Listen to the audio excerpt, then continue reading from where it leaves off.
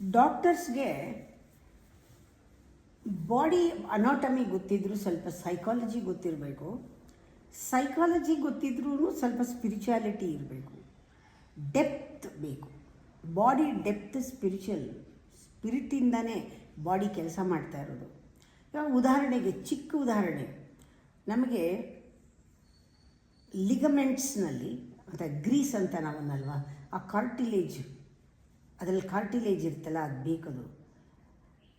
ಅಂದರೆ ನೀವು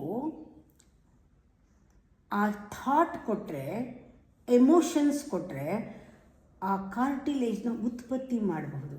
ಅಷ್ಟು ಬಾಡಿ ಬ್ಯೂಟಿಫುಲ್ಲಾಗಿ ರಚನೆ ಆಗಿದೆ.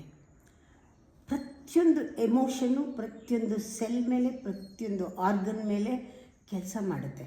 ಅಂದರೆ ನಾವು ಸೈಕಲಾಜಿಕಲಿ ನಮ್ಮ ಇಂಟೆಲಿಜೆನ್ಸ್ ಎಷ್ಟು ಶಾರ್ಪಾಗಿರಬೇಕು, ಎಷ್ಟು ಅವೇರ್ನೆಸ್ನಲ್ಲಿ ಇರಬೇಕು, ನಾವು ಬಾಡಿ ಜೊತೆಗೆ ಎಷ್ಟು ಚೆನ್ನಾಗಿ ಕನೆಕ್ಟ್ ಆಗಿರಬೇಕು, ಎಲ್ಲ ಕೊಟ್ಟಿದ್ದಾನೆ ಮ್ಯಾನ್ಯಲ್.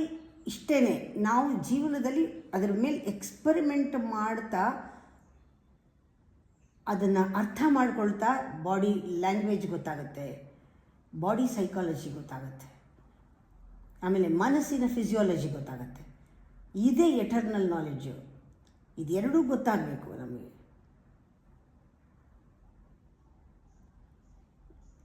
ಸ್ಪಿರಿಚುಯಾಲಿಟಿ ಬರೀ ಭಜನೆ ಅಲ್ಲ, ಭಜನೆನೂ ಎಲ್ಲ, ಆದರೆ ಭಜನೆ ಮಾತ್ರ ಅಲ್ಲ.